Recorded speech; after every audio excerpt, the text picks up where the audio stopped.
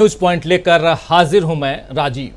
पिछले 2-3 दिनों में मणिपुर को लेकर जिस तरह मोदी जी घिर गए हैं उसके बाद लगा कि अब शायद सरकार के और बीजेपी के रवैये में कोई फर्क आएगा। शायद बीजेपी को एहसास होगा कि केवल सबसे बड़ी पार्टी होना काफ़ी नहीं होता, बल्कि उसके लिए बड़प्पन भी दिखाना होता है। शायद मोदी जी को एहसास होगा कि जिस कुर्सी पर वो लगातार दूसरी बार बैठे हैं वो केवल विश्वगुरु बनने के ख्वाब के लिए नहीं है, बल्कि उस पर बैठ करके प्रधानमंत्री पद की जिम्मेदारी भी निभानी होती है। लेकिन बीजेपी से तो किसी बात की उम्मीद रखना ही दोस्तों गलत है, क्योंकि देश में इतना कुछ हो रहा है, मणिपुर में इतना कुछ घट गया और अब भी घट रहा है। उसके बावजूद बीजेपी अपनी जिम्मेदारी निभाने की जगह विपक्ष की गलती ढूंढ रही है और ऐसा लग रहा है कि बीजेपी विपक्ष के डर से डर गई है और इस बात से डर गई है कि अब उसकी सत्ता जो है वो जा सकती है। इसीलिए जब तक बीजेपी अपनी बातों के इर्द गिर्द ही घूमती नजर आती है, जब तक सत्ता पर वो बनी हुई है, तब तक विपक्ष के नेताओं को कोसने में लगी रहती है। आपको याद होगा कि 20 जुलाई से संसद का मानसून सत्र शुरू हुआ है, यानी अभी 2 दिन पहले, और उसी 20 जुलाई को ही पीएम नरेंद्र मोदी संसद भवन के ठीक बाहर मीडिया को संबोधित करते हुए मणिपुर की घटना पर पहली बार दुख और क्रोध दोनों जताए। लेकिन साथ साथ उसमें छत्तीसगढ़ और राजस्थान को भी वो लेकर आ गए, क्योंकि वहां चुनाव है और बीजेपी की हालत वहां खराब है, खस्ता है। पहले सुन लेते हैं प्रधानमंत्री नरेंद्र मोदी को फटाफट, उसके बाद बहुत कुछ सुनना भी बाकी है। सुनिए पहले मोदी जी को। लोकतंत्र के मंदिर के पास खड़ा हूं तब मेरा हृदय पीड़ा से भरा हुआ है, क्रोध से भरा हुआ है। मणिपुर की जो घटना सामने आई है, किसी भी सभ्य समाज के लिए यह शर्मसार करने वाली घटना है। पाप करने वाले, गुनाह करने वाले कितने हैं, कौन है, वो अपनी जगह पे है, लेकिन बेइज्जती पूरे देश की हो रही है। 140 करोड़ देशवासियों को शर्मसार होना पड़ रहा है। मैं सभी मुख्यमंत्रियों से आग्रह करता हूं कि वे अपने राज्य में कानून व्यवस्था को और मजबूत करें, खास करके हमारी माताओं बहनों की रक्षा के लिए कठोर से कठोर कदम उठाएं। घटना चाहे राजस्थान की हो, घटना चाहे छत्तीसगढ़ की हो, घटना चाहे मणिपुर की हो, इस देश में, हिंदुस्तान के किसी भी कोने में, किसी भी की राज्य सरकार में राजनीतिक वाद विवाद से ऊपर उठ करके कानून व्यवस्था का महात्मा, नारी का सम्मान, और मैं देशवासियों को विश्वास दिलाना चाहता हूं, किसी भी गुनहगार को बख्शा नहीं जाएगा। कानून अपनी पूरी शक्ति से, पूरी सख्ती से एक के बाद एक कदम उठाएगा। मणिपुर। तो प्रधानमंत्री को आप सुन रहे थे, ये संसद भवन के बाहर प्रधानमंत्री नरेंद्र मोदी मणिपुर की बात कर रहे थे। इसलिए कर रहे थे क्योंकि उसी दिन सुप्रीम कोर्ट ने स्वतः संज्ञान लेते हुए मणिपुर पर प्रधानमंत्री नरेंद्र मोदी की जो सरकार है, यानी कि केंद्र सरकार, उससे और मणिपुर से जवाब मांगा है। अब इसके बाद जब प्रधानमंत्री नरेंद्र मोदी मणिपुर का नाम लेने के साथ साथ राजस्थान और छत्तीसगढ़ का नाम ले रहे थे, तो उनके तमाम साथी जो बीजेपी के नेता हैं, अब इन दोनों राज्यों के अलावा बंगाल और बिहार को भी सामने ले आए और वहां भी महिला सुरक्षा पर सवाल उठा रहे हैं। यानी जहां भी गैर बीजेपी सरकार है, वहां की कमियां बीजेपी नेता दिखा रहे हैं।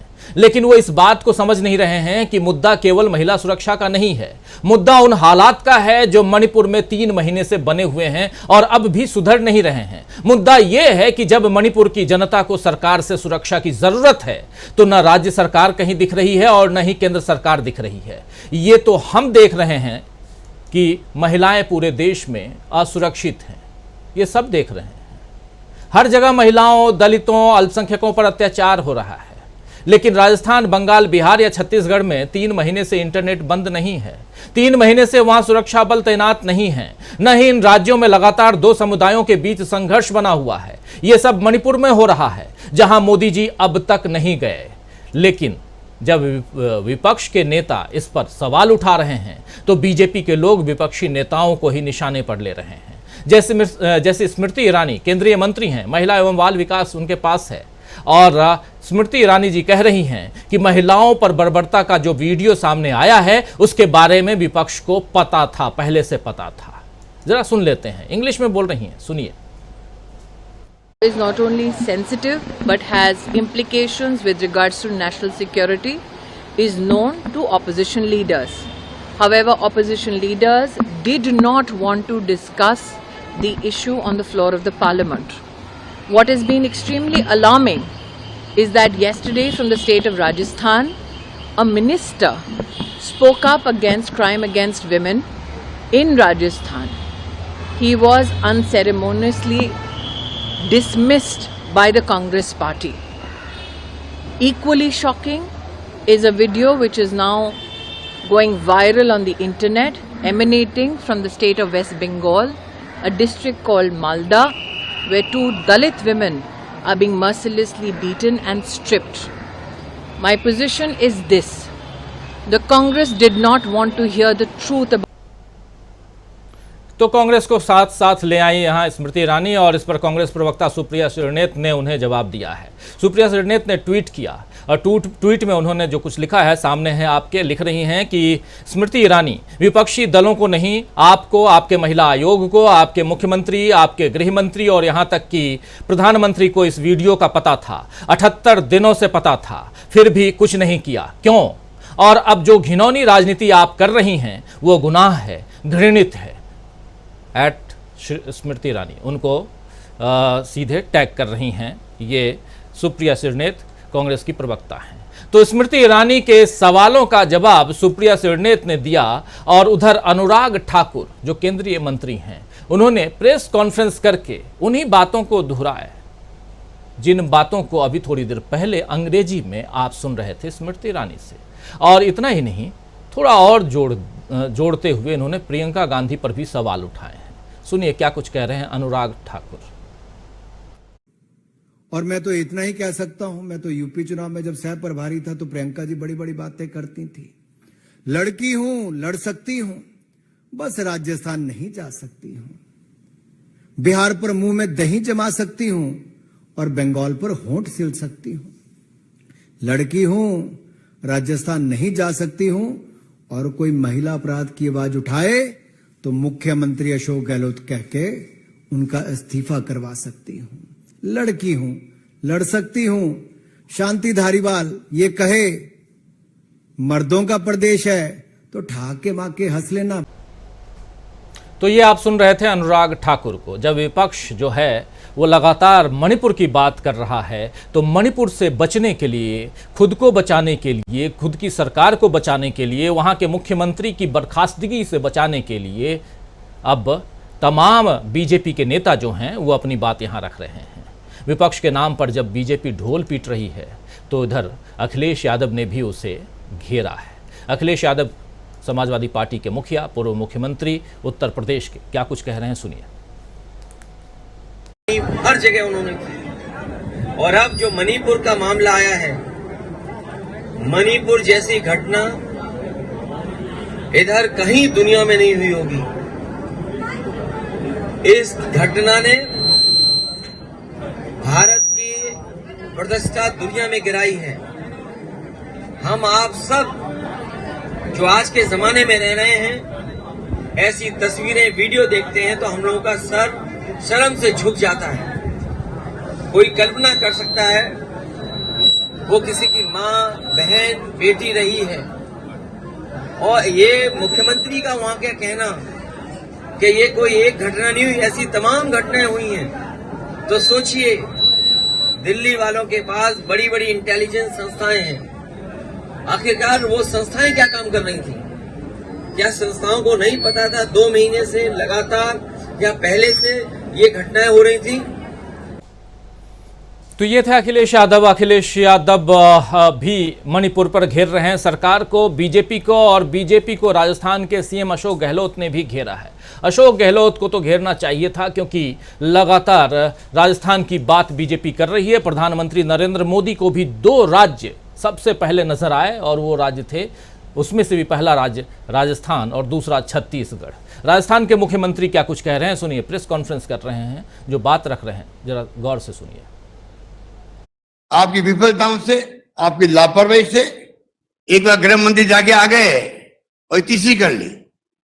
जलते रहे, मरते गए, झोपड़े जल रही है, सब कुछ जल रहा है वहां पर। और जो रेप और जो घटना जो आप देख रहे हो क्या क्या नहीं हो रहा है, उनके बारे में आपने खाली चंद सेकंडों में अपनी बात खत्म कर दी फॉर्मेलिटी करके।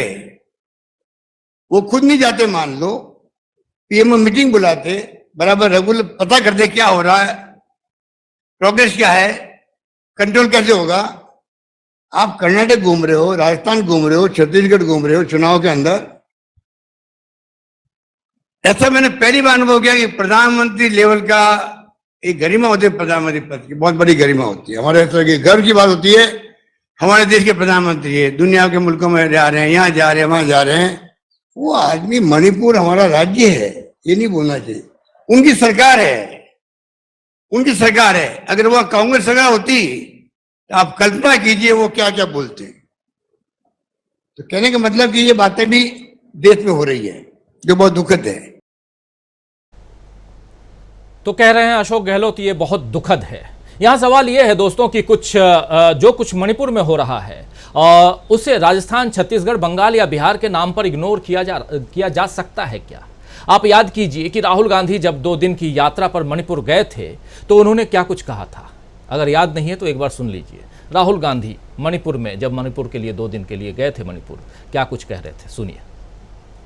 मणिपुर को शांति की जरूरत है, हिंसा से कुछ नहीं होने वाला है। मैं यहाँ हाजिर हूँ, जो भी मैं कर सकता हूँ, जो भी मदद मैं कर सकता हूँ शांति के लिए, मैं करने के लिए तैयार हूँ। धन्यवाद। प्रधानमंत्री की चुप्पी, पीएम की चुप्पी पे क्या कहेंगे राहुल जी? पीएम की चुप्पी पे आप क्या कहेंगे? देखिए, पीएम ने एक शब्द नहीं बोला है। देखिए, ये यहाँ मैं कोई राजनीतिक स्टेटमेंट करने नहीं आया हूँ, मैं इन चीजों पे कमेंट नहीं करूंगा। मैं सिर्फ चाहता हूँ कि यहाँ पे जल्दी से जल्दी शांति आए। I came here because I wanted to share the pain of the people of Manipur. It is a horrible tragedy that has taken place. Very extremely sad and painful for. तो तमाम दल, विपक्षी दलों के तमाम नेता अपनी अपनी बात रख रहे हैं, लेकिन मणिपुर का नाम आप मत लीजिए तो हम राजस्थान का नाम नहीं लेंगे, बंगाल का नाम नहीं लेंगे, बिहार का नाम नहीं लेंगे, छत्तीसगढ़ का नाम नहीं लेंगे। और उन राज्यों का नाम सामने आएगा ही आएगा जहां पर बीजेपी का शासन नहीं है। इसलिए क्योंकि आप विपक्षी दल, जो अब इंडिया नाम का संगठन बना चुका है, ये आप लोग जो हैं, आप मणिपुर का नाम ले रहे हैं। एक देश में 2 देश हम यहाँ देख रहे हैं, एक पक्ष है, दूसरा विपक्ष है, और दोनों की टेरिटरी अपनी अलग अलग बटी हुई है। लेकिन विदेश तो है, देश में 2 देश है तो क्या हुआ, विदेश भी है। आप याद कीजिए कि मणिपुर पर यूरोपियन यूनियन की संसद में प्रस्ताव पारित हो चुका है, और उसके अलावा ब्रिटेन की संसद में भी मणिपुर का मामला अब उठाया गया है। ब्रिटेन में धार्मिक आजादी से जुड़े मामलों की स्पेशल राजदूत और सांसद फियोना ब्रुस ने ब्रिटेन के निचले सदन में सवाल किया कि मणिपुर में मई से कई 100 चर्च जलाए गए हैं, 100 से ज्यादा लोग मारे जा चुके हैं, 50,000 से ज्यादा लोगों को घर छोड़ना पड़ा है। न सिर्फ चर्च बल्कि उनसे जुड़े स्कूलों को भी निशाने पर रखा गया है। फियोना ब्रुस ने यह भी कहा है कि इससे साफ होता है कि यह सब प्लानिंग के तहत किया जा रहा है और धर्म इन हमलों में बड़ा फैक्टर है। यानी कि ये हमले कहीं न कहीं धर्म को केंद्र में रख करके किए गए हैं। मणिपुर में लोग मदद की गुहार लगा रहे हैं। फियोना ब्रुस ने सदन में, संसद में पूछा कि इंग्लैंड का चर्च उन लोगों की ओर गौर करने के लिए क्या कर रहा है। तो ब्रुस ने ये सब बातें अंतर्राष्ट्रीय धार्मिक आजादी को लेकर बनाई गई एक रिपोर्ट के आधार पर कही हैं। बीजेपी जिस तरह मोदी जी को बचाने के लिए कुतर्कों पर उतर आई है दोस्तों, उससे जाहिर हो रहा है कि उसे डर लग रहा है। विदेश में भी बीजेपी की किरकिरी हो रही है। मणिपुर को लेकर के अमेरिका भी अपनी बात रख चुका है, यूरोपियन संसद भी अपनी बात रख चुका है, प्रस्ताव पारित कर चुका है। अब इंग्लैंड में भी, ब्रिटेन का संसद भी यही कुछ सवाल कर रहा है। क्या इस बार सवाल ये उठता है कि बीजेपी डर गई है और डर के कारण खुद को बचाने के लिए मणिपुर पर कुछ भी दलीलें पेश कर रही है, लेकिन क्या जनता एक डर